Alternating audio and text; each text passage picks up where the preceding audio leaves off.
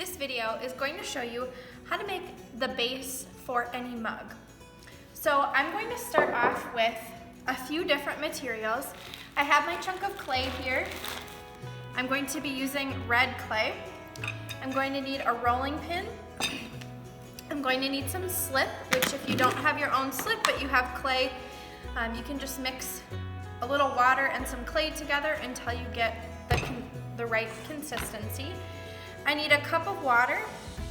I need a tool to score with. We use scoring tools that look like this. You can use a needle tool, you could use a fork if you're doing this at home. And the last thing that you're going to need is something to form your mug on. Now I have an empty glaze container here. If you're doing this from home, you could use a soup can, perhaps a drinking glass, but whatever you choose to use, you want to make sure that it is the right circumference. So this is a really good size for a mug. And you want to make sure you go ahead and wrap it in paper towel. Do not forget this step, because what will happen is you'll form your mug to your template or your mold, whatever you're using, and it's going to get stuck. So I've covered the sides and I've also taped some paper towel along the bottom. I just have some masking tape here to make sure that it's completely on. Now the first step is rolling out your slab of clay. I always have a board or newspaper underneath me as I'm working so that my slab does not get stuck to the table. So I'm going to start off with a decent sized chunk of clay and I'm going to toss it. Now as I toss this, I'm going to be tossing it towards me to stretch out the clay.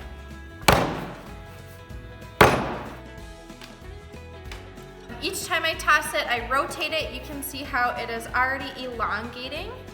I'll do that a couple more times. Then I'll use my rolling pin to finish this. When I use my rolling pin, I do almost everything by pushing. I like to stand as I'm using this.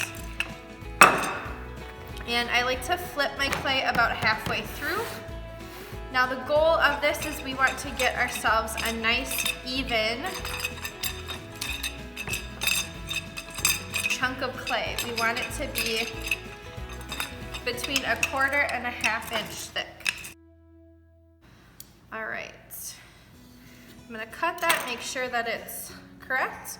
Perfect, that's about 1/4 or 1/2 inch, okay? Or in between the two. When I was listing off my materials before, I did not say this, but I always use a clay knife. You can use a butter knife if you're working from home. Works great to cut your clay. All right, the next step is going to be cutting 2 pieces of clay. I need to cut a long rectangle and I also need to cut a circle. So I'm going to start off with a long rectangle of clay. I'm going to be using a ruler to do this to make sure that my edges are straight. You could always eyeball it if you'd like. Now I'm cutting one side first and then the next. Now if you look at your slab of clay and if you notice that it's really thick in the middle and very thin on the outsides, you're gonna wanna cut this right out of the middle. If you have areas of clay that are very thin, which is really common as you're rolling out a slab, a lot of times it will get thin towards the edge. Don't use that thin section, work from the middle. Mine is pretty even throughout, so it doesn't make a huge difference. Now I don't want this mug to be super tall, and I also want a little bit of clay left over. So I'm going to go, I could be precise and measure this, but I'm gonna go about 5 inches. To me, that's good. I am not measuring it, I'm just eyeballing it.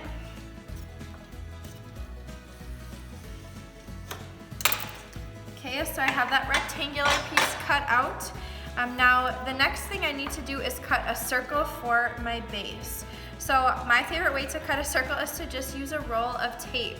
I can set this down. I could use the inside of the roll of tape or I could use the outside as a template. So I'm just gonna place this down. Again, I wanna make sure that the slab I'm cutting it out of is not too thin or too thick, I should say. But especially a base, you do not want to be too thin. All right, there we go. So now I have my circle and I have my rectangle of clay. So my next step is going to be slipping and scoring these together. So I'm gonna start off with my circle here. You can see it's pretty uniform throughout. It's again between that 1/2 inch and 3/4 inch mark.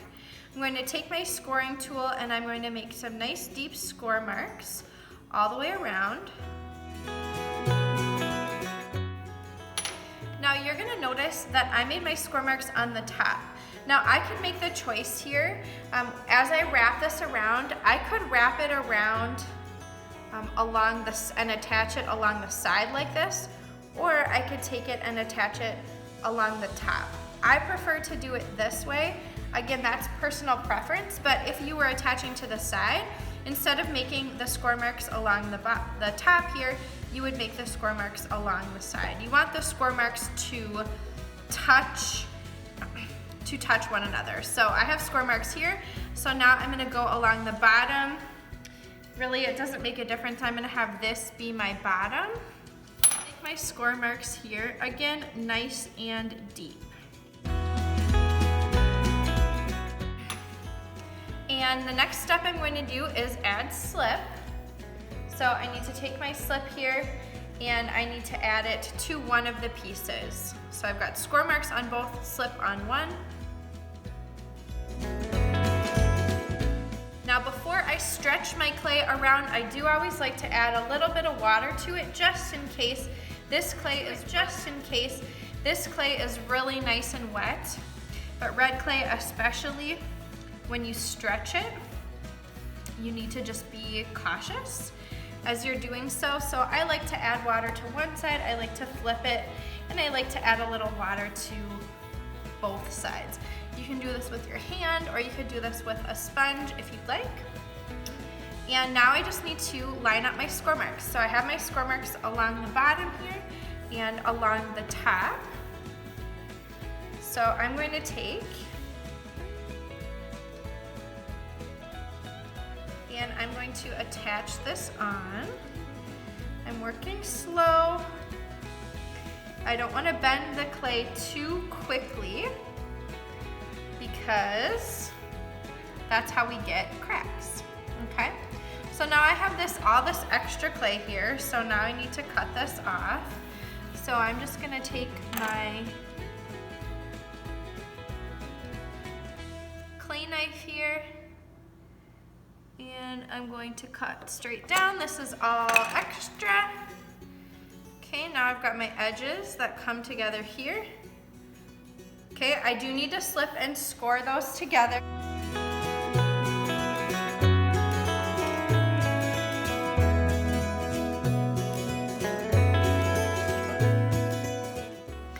And then now I need to make sure everything is stuck together. So once I've added my slip on, I need to take and push. So I need to push, and I always like to kind of push and wiggle and make sure that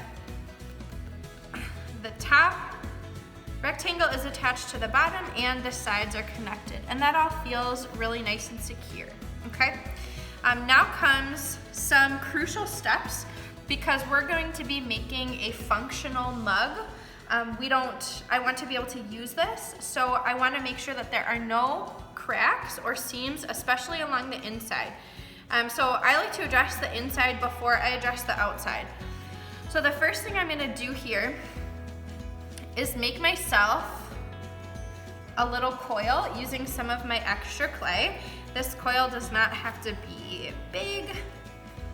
It's just gonna be a little bit. I wanna make sure my clay is nice and wet, okay? And I do not need to slip and score this, but I'm going to take this coil and I'm going to use, I have a clay tool here. My hand will fit in here, but sometimes it's easier to use a tool to push this down.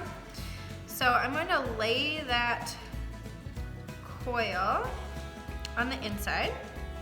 You could use a popsicle stick for this. You could use the back of your tool, a spoon. Okay, hopefully you can see, but I have that coil along the inside of my clay. Now I'm gonna take and smooth that down. And because this is a functional mug, this is pretty impossible to have you watch this. You have to just do it by feel. Because this is a functional mug, I want to make sure there are no seams.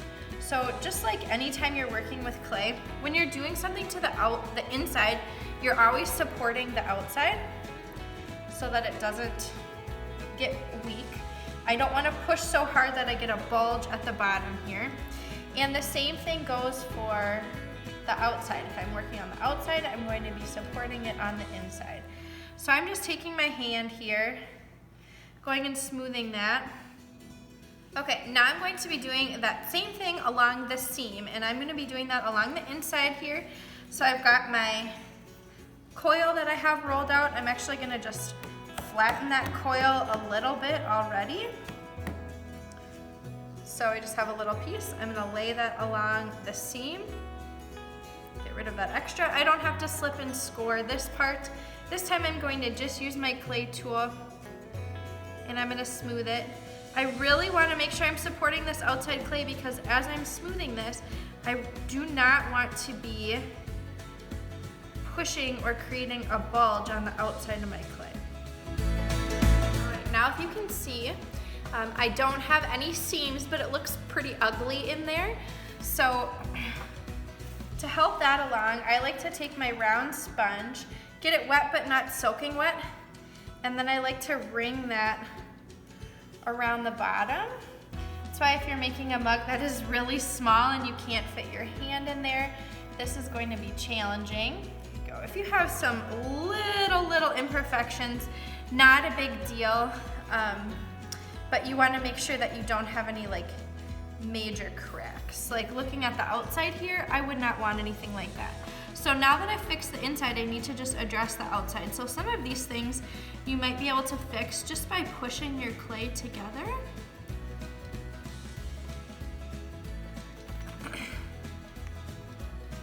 And smoothing.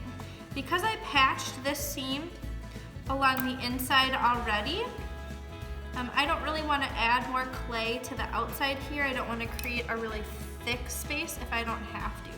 So that camouflaged pretty nicely. Now I always like to do, when I'm adding my handle on, I always like to add my handle along the seam because no matter what you do, it seems like you can always tell that there was a seam there. So I like to mask that by adding my handle there. Okay. Now the last thing I need to do is just fix this outside seam. Okay. Taking care to make sure my bottom stays nice and flat as I'm doing this. The idea here is we want to camouflage or mask all of our seams because as your project dries, the seams are really common places for cracks to occur, and if you're trying to make a functional mug, you don't necessarily want to crack, okay? And then I like to take my bottom and tap it down, maybe look at it from the side, make sure that everything is nice and smooth, okay?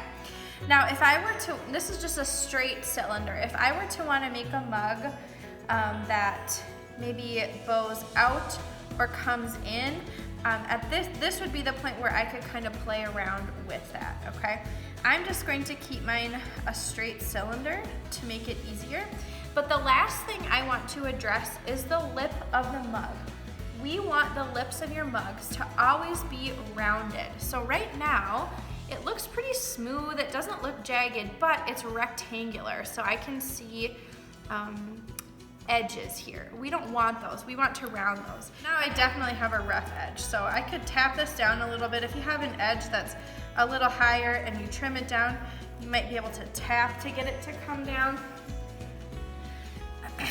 But then I'm going to take my fingers and some water. I just use my thumb and my pointer finger. I'm supporting the clay and I'm going through and creating this rounded edge. So I'm just pinching. I'm just pinching like this and I'm letting the clay go inside of that little space that I'm creating for it. Your clay does have to be fairly wet when you're doing this. If you're trying to do this with clay that has been, you know, if you've taken it out and worked on it 5-6 times to make this cylinder, it's going to get tricky to do this. You're gonna end up having to use your knife to like shave some off. So I would recommend doing this all in one sitting if you can. All right, so now I have a nice rounded lip. And I can see if I look at it from eye level, I can notice a couple high spots. So I'm gonna take and tap those down to match everything. Maybe take my sponge over this one more time to make sure it's really nice.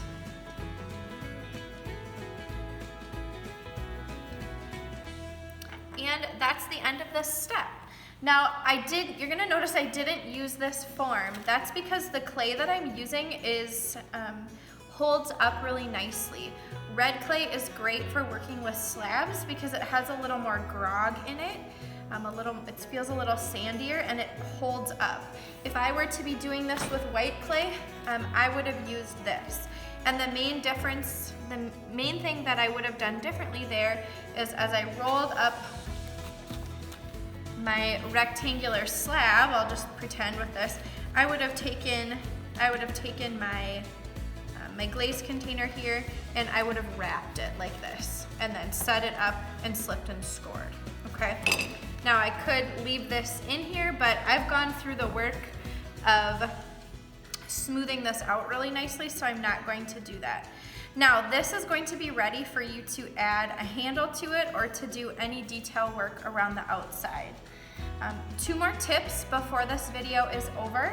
If you are using your template, or if you're using a form, and you form this around here, when you're ready for the mug to dry, do not leave this inside. This needs to come out before the mug dries. Maybe if your sides are really flimsy, you might need to leave this in here for an hour or 2 as it's drying, but once the sides have started to set to where they're not flapping all over the place, take this out.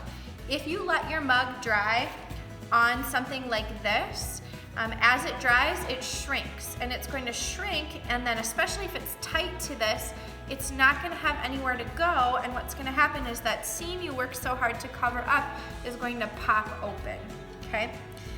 My other tip is, and I'll talk about this in my video about handles. If you need to learn how to make handles, I've got a video on my page. You can head over and watch that. But I like to let all my mugs dry upside down, actually. So once I've made my handle, I like to let it sit upside down to dry. So that's just my little tip there. As I have this upside down, I might as well put my initials underneath.